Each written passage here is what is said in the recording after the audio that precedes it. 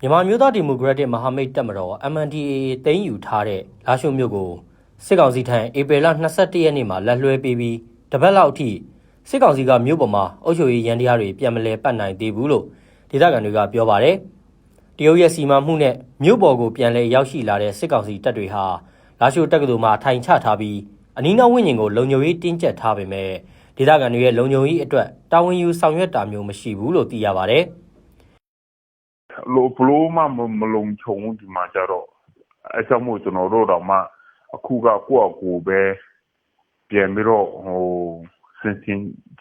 ပြီးတွားရင်တယောက်တည်းမတွားရတဲ့မတွားတဲ့အနေထားတွေအဲ့လိုဖြစ်တော့ဘလို့မှမလုံခြုံဒီမှာကြတော့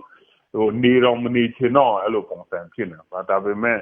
ကိုကလည်းတခြားနေရာထပ်ပြေးမယ်ဆိုရင်လည်းပြီးတဲ့အတိုင်းပဲကျွန်တော်တို့ကတစ်ခါပြေးလိုက်တယ်ဆိုရင်အလကားပြေးတယ်မဟုတ်ပတ်စံကုန်တယ်ပြီးနောက်တစ်ခေါက်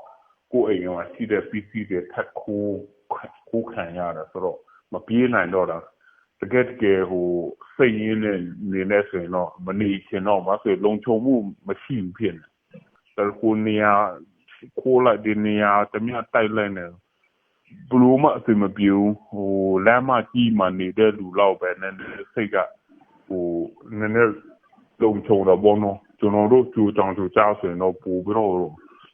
ကြောက်ရပါတော့ခွေးဟောင်နေဆိုရင်ဘာများလဲပေါ့အဲ့လိုပုံစံတော့ဖြစ်တယ်ဟုတ်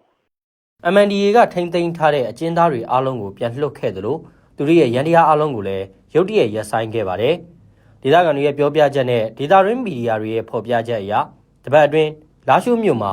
ဓမြမှု9မှုထပ်မံရှိခဲ့တယ်လို့သိရပါတယ်။မြို့ကနေထွက်ခွာသွားတဲ့ MNDAA တပ်တွေနဲ့အတူကျန်းမာရေးဝန်ထမ်းတွေလည်းပြောင်းရွှေ့လိုက်ရပြီးတဲ့နောက်စစ်ကောင်စီတပ်ဟာလည်းကျန်းမာရေးနဲ့လုံခြုံရေးကိုတာဝန်ယူဆောင်ရွက်ပေးနိုင်တာမျိုးမရှိဘူးလို့သိရပါတယ်။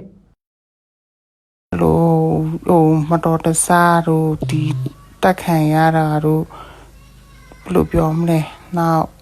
ခိုးဆိုးလူနိုင်ပေါ့နော်အဲ့လိုမျိုးလောက်ခံရလို့ထိခိုက်ရှာနာရေးပေါ်ဆိုလို့ရှိရင်ပုံမှန်စေခန်းနေကြတော့ဒီအမှုခင်းရေးရာဆိုတော့တိတ်ပြီးတော့ကုပေးလို့အဆင်မပြေဘူးပေါ့မကုပေးရဘူးပေါ့အဲ့တော့အဲ့လိုမျိုးညှိနှိုင်းဖြေရှင်းတော့မရှိတဲ့ဂျားမအတက်ထွက်သွားတဲ့လူနာတွေပေါ့နော်အဲ့လိုမျိုးတွေလည်းရှိကြတယ်ပေါ့စစ်ကောင်စီကကျန်းမာရေးစောင့်ရှောက်မှုတွေပေးဖို့အကောင့်ထဲဖော်တာမျိုးမရှိပေမဲ့ MNDAA ဘက်ကတော့အရေးပေါ်လူနာတွေကိုသူတို့ထိန်းချုပ်ထားတဲ့တိန်းနီမျိုးဒါမှမဟုတ်လောက်ကင်ကိုလာပို့ဖို့ဒေသခံတွေကိုအတိပေးထားတယ်လို့ဆိုပါတယ်။ဒါပေမဲ့မြို့အဝင်ထွက်မှာစစ်ကောင်စီဂိတ်နဲ့ MNDAA ဂိတ်တွေရှိနေပြီးအစစ်အဆေးများတဲ့အတွက်ညပိုင်းနဲ့မနက်စောစောပိုင်းမှာတွာလာဖို့ခက်ခဲနေတယ်လို့ဒေသခံတွေကပြောပါတယ်။စစ်ကောင်စီမြို့ကိုပြန်လည်ဝင်ရောက်လာပြီးတဲ့နောက်မြို့စီပင်တာယာအဖွဲ့ရဲ့လုပ်ငန်းစဉ်တွေလုံးဝရပ်ဆိုင်းသွားပြီးမြို့ပေါ်မှာအမိုက်တွေမသိမ်းနိုင်တဲ့အထိဖြစ်နေပါတယ်။ဒါအပြင်မြို့ပေါ်ရက်ကွက်တချို့မှာစစ်တပ်ပြန်ဝင်လာတဲ့နေ့ကနေဒီနေ့ဧပြီလ29ရက်နေ့အထိလျှက်စစ်မီ24နာရီလုံးမရတဲ့အခြေအနေကိုရင်ဆိုင်နေကြရတယ်လို့ဒေသခံတွေကပြောပါတယ်။ဘေးလက်နက်ကိုင်ရဲ့လက်တဲ့ဥပဲရောက်24နာရီမိရတော့ KTV တွေပဲရပါတယ်ပြည်သူတွေကတော့မီးရှိရနေလို့တခါတော့မှရက်ကွက်တိုင်းရတာမဟုတ်တချို့ရက်ကွက်ပဲရတယ်သူတို့